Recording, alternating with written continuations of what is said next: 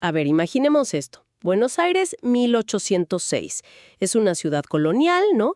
Parte del Imperio Español, con una calma, bueno, aparente. Y de repente, allá en el horizonte del Río de la Plata, velas. Velas desconocidas. Eran naves de guerra británicas. La sorpresa, imaginen, total. El desconcierto, tremendo.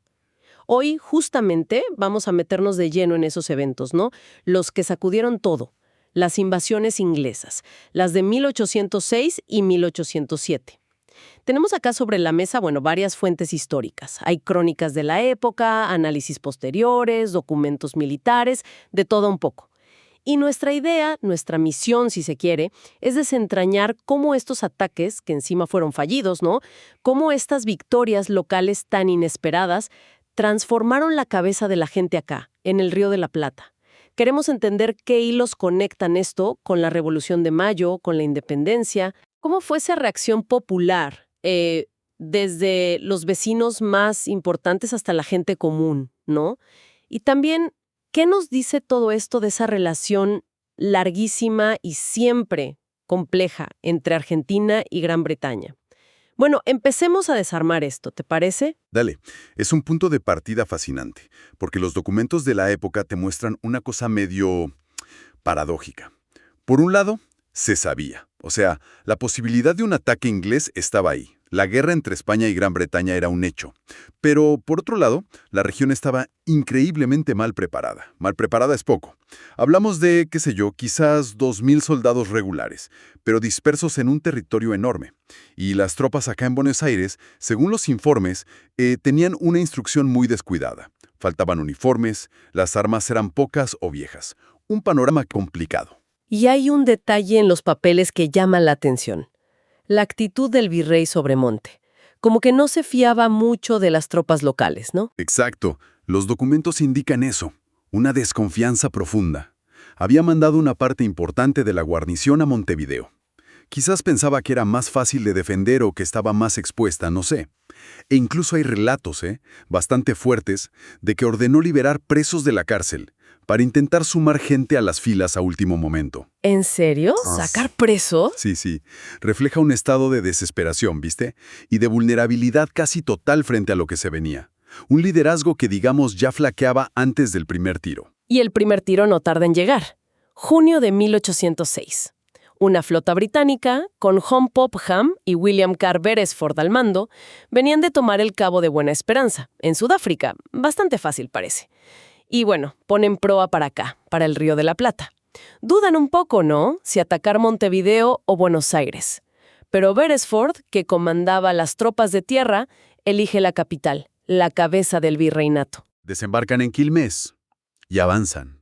La resistencia inicial es débil, desorganizada. Y acá pasa uno de los hechos que va a marcar la memoria colectiva, la huida del virrey Sobremonte. Las crónicas son bastante duras con él, Describen cómo carga el tesoro real y se va para el interior, para Córdoba. Deja la ciudad medio librada a su suerte. Uf, qué imagen. Y eso no solo facilita que los ingleses ocupen la ciudad, sino que crea un vacío de poder tremendo. Y una herida simbólica muy, muy profunda. Una herida que, sin embargo, parece que impulsó otra cosa, una reacción. Porque los porteños no se quedaron así nomás aceptando la bandera británica. No, para nada. Y esto es interesante. La inteligencia británica, que había hecho sus deberes, digamos, quizás esperaba otra cosa, tal vez una bienvenida un poco más cálida, de algunos sectores, sobre todo comerciantes criollos, ¿viste? Los nacidos acá, que estaban un poco hartos del monopolio comercial español, y bueno, veían con buenos ojos eso del libre comercio que traían los ingleses. Claro, una oportunidad económica. Sí, y seguro hubo algunos que inicialmente vieron ventajas, pero la idea de, bueno, cambiar un rey lejano por otro, de pasar a ser colonia británica, como que no caló hondo en la mayoría. Predominó más un sentimiento de defensa de lo propio, de la tierra, de la fe católica también, ¿no?, que se sentía amenazada por los herejes ingleses, como se decía. Y ahí empieza a tomar forma la resistencia. Surge una figura clave, Santiago de Liniers. Un personaje interesante, ¿no? Un francés al servicio de España. Sí, Liniers se convierte en el catalizador. Desde Montevideo empieza a organizar la reconquista. Reúne tropas regulares que estaban allá. Pero lo crucial es que suma voluntarios, milicias locales de las dos orillas del Plata. Y el 12 de agosto de 1806, sus fuerzas desembarcan y avanzan sobre Buenos Aires. Lo que sigue es, bueno, combates intensos, calle por calle. Las fuentes describen escenas de lucha cuerpo a cuerpo en la Plaza Mayor, imagínate, el centro de la ciudad. Tremendo. Finalmente, las fuerzas de Liniers, con un apoyo popular que iba creciendo, obligan a Beresford y sus tropas a rendirse. El impacto de eso, la poderosa Gran Bretaña derrotada por las fuerzas locales, fue algo enorme. Ese momento debió ser electrizante.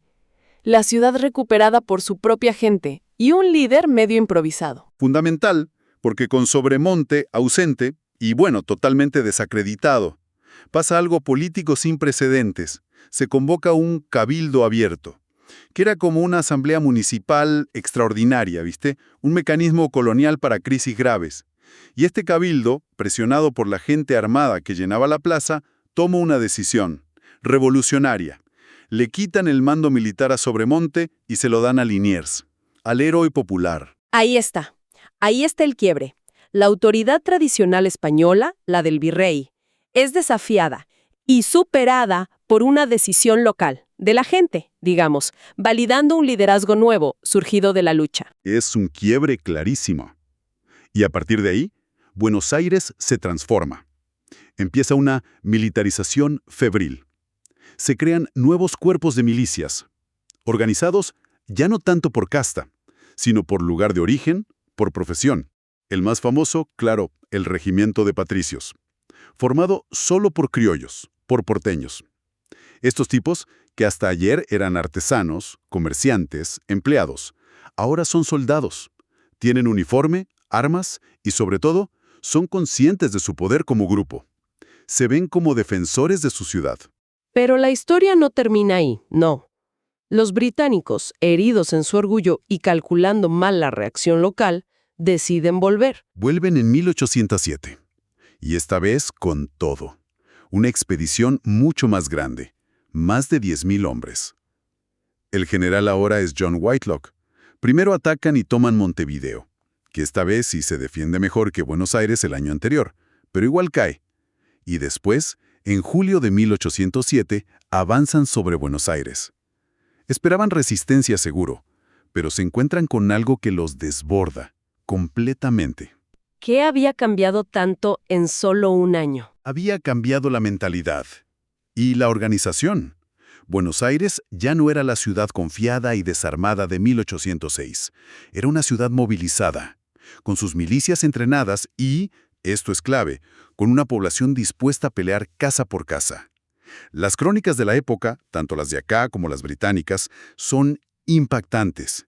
Describen cómo desde las azoteas, desde las ventanas, los vecinos hombres, mujeres, hasta chicos, tiraban de todo.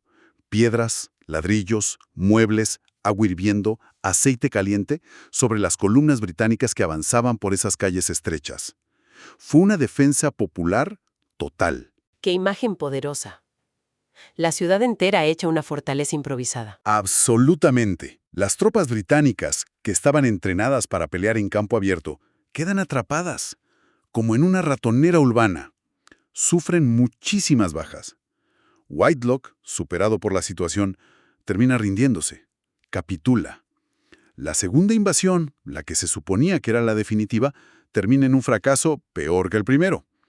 Y esta victoria, lograda sobre todo por la acción conjunta de las milicias criollas y la gente común, es la que sella esa autoconfianza, ese sentimiento de identidad porteña, rioplatense. Bien, entonces, analicemos un poco las consecuencias más allá de lo militar puro. ¿Cómo impactaron estas victorias, tan inesperadas, en la cabeza de la gente? Claramente, ya no se veían a sí mismos solo como súbditos pasivos de un rey que estaba lejísimos. El impacto fue sísmico. Los documentos y los análisis posteriores coinciden en varios puntos clave.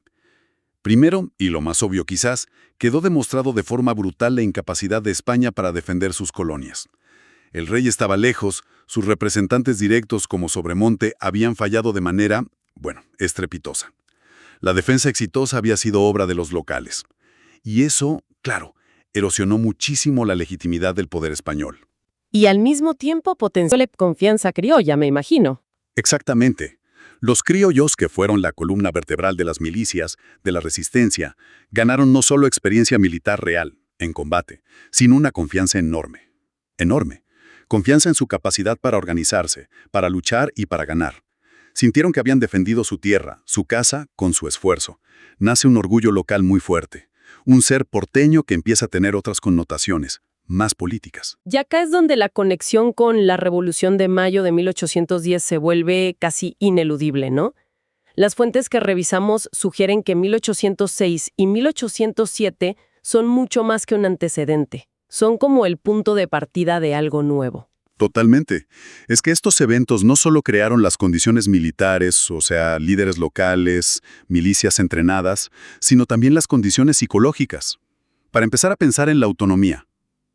La ruptura con España dejó de ser una idea lejana, una utopía. Se convirtió en una posibilidad real, tangible. Ya la habían experimentado de alguna forma. Como dijo Bartolomé Mitre, figura clave del siglo XIX argentino, y lo citan los materiales que tenemos, refiriéndose a estas invasiones. Fue esta una verdadera revolución, preparándose para otra, no lejana, y de género más sublime. Esa frase de Mitre es potente. La llama una verdadera revolución y un ensayo para Mayo. O sea, las fuentes lo ven como el momento en que la idea de autogobierno dejó de ser algo abstracto y se empezó a vivir. Precisamente. Se probó que se podía manejar una crisis sin el virrey, que se podía organizar una defensa exitosa, que se podían tomar decisiones políticas clave en un cabildo abierto, influido por la voluntad popular, digamos. Y además, no nos olvidemos del factor económico. Ese tiempito de ocupación británica en 1806, aunque fue resistido, les mostró a algunos sectores hacendados, comerciantes, las ventajas del libre comercio, comparado con el monopolio español que era asfixiante.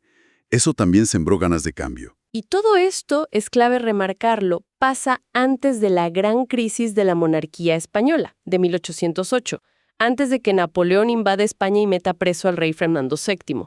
O sea, la dinámica de cambio acá en Buenos Aires ya estaba en marcha, por impulso propio. Ese es un punto fundamental que a veces se olvida. Cuando llegan las noticias del colapso de la autoridad del rey en España, en 1808, acá en Buenos Aires el terreno ya estaba fértil. La experiencia de autogobierno de facto durante las invasiones, la existencia de esas milicias criollas poderosas y conscientes de su fuerza, la figura de líderes locales legitimados por la acción. Todo eso hizo que la respuesta a la crisis de 1808 fuera muy distinta acá. La Revolución de Mayo de 1810 no sale de la nada. Tiene sus raíces bien profundas en esa experiencia colectiva de 1806 y 1807. Hablemos un poco más de esa experiencia colectiva, de la reacción popular. Mencionamos las milicias criollas como los patricios, pero ¿quiénes más participaron? ¿Qué tan amplia fue esa resistencia, sobre todo en la segunda invasión? La documentación sugiere que fue notablemente amplia. Si bien Liniers y los jefes de milicias como Cornelio Saavedra, que después fue presidente de la primera junta, tuvieron un rol de dirección, claro, la resistencia de 1807 tuvo un componente popular muy marcado. Participaron vecinos de distintos estratos sociales, desde las familias más acomodadas que prestaban sus casas como puntos de defensa, hasta artesanos, tenderos, gente de los barrios más humildes, los arrabales. Incluso se menciona la participación de esclavos africanos, que lucharon junto a sus amos o en cuerpos específicos, a veces buscando su libertad a cambio, ¿no? ¿Y qué los movía? ¿Era pura lealtad a España? ¿Defender la religión? ¿Un patriotismo que recién nacía? Probablemente una mezcla compleja de todo eso. Para muchos, sin duda, la defensa de la fe católica frente a los herejes ingleses era un motor fuerte, algo que además se alentaba desde la iglesia, ¿no?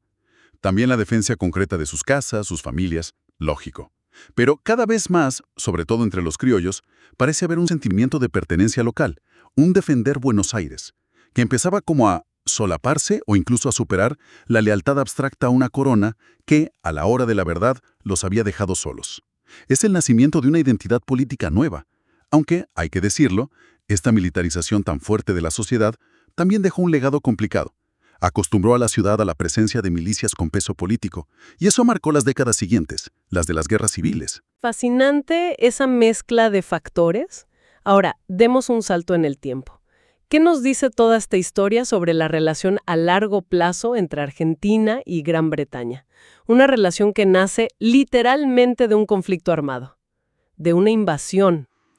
Es una de las grandes paradojas, ¿no?, de la historia argentina. La relación arranca con Gran Bretaña como el enemigo militar directo, el invasor que fue repelido.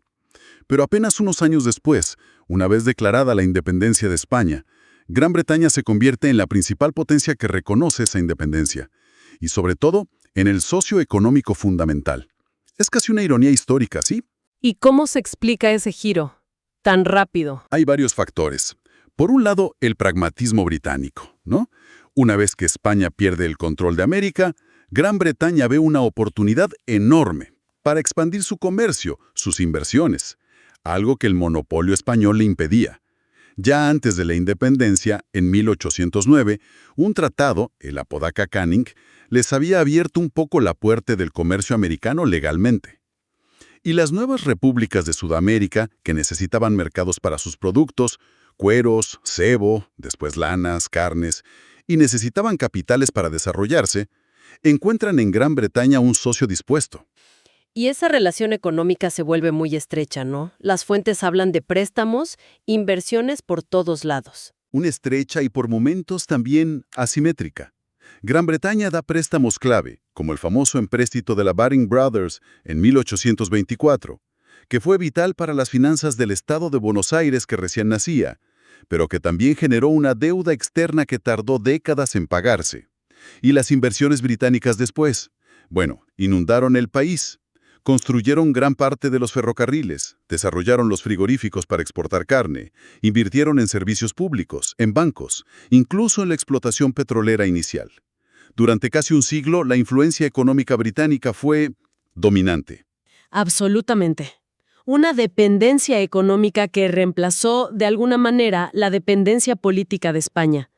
Pero esa relación no fue solo económica, también tuvo sus momentos de tensión. Y de conflicto directo. Por supuesto, la economía no lo es todo, y la historia de esta relación es compleja, tiene idas y vueltas. El punto más álgido de conflicto, y el que sigue marcando la relación hasta hoy, es sin duda la cuestión de las Islas Malvinas, ocupadas militarmente por Gran Bretaña en 1883, aprovechando un momento de debilidad interna en Argentina. Se convirtieron en un reclamo constante de la diplomacia argentina y finalmente, llevaron a la guerra de 1982. Un conflicto bélico que recordó, de alguna forma, aquel origen también bélico de la relación, allá en 1806. Exacto. Muestra esa tensión permanente, de invasor repelido a socio principal y principal inversor, y luego adversario en una guerra por una disputa de soberanía que viene casi desde el principio de la Argentina independiente. Una relación marcada por una mezcla muy intrincada de intereses económicos, afinidades culturales en algunos sectores y disputas geopolíticas profundas. Compleja es la palabra clave, sí. Entonces, si tuviéramos que, destilar lo esencial de esta exploración que hicimos hoy, basándonos en el material que vimos, las invasiones inglesas fueron mucho más que simples batallas. Actuaron como un catalizador inesperado, un verdadero ensayo general, como decía Mitre. Despertaron una conciencia criolla, demostraron que la voluntad popular podía, torcerle el brazo a una potencia mundial. Y, paradójicamente, sentaron las bases para una relación futura con Gran Bretaña que estuvo llena de cooperación económica, pero también de conflictos latentes. Sí, y quizás una última idea para seguir pensando, algo que surge al leer entre líneas en las fuentes. ¿Cómo resonó esa imagen de la ciudad en armas, de la defensa popular, espontánea y exitosa de 1807? ¿Cómo resonó en otros momentos clave de la historia argentina? Pensemos en levantamientos populares, en momentos de crisis donde la sociedad civil toma protagonismo.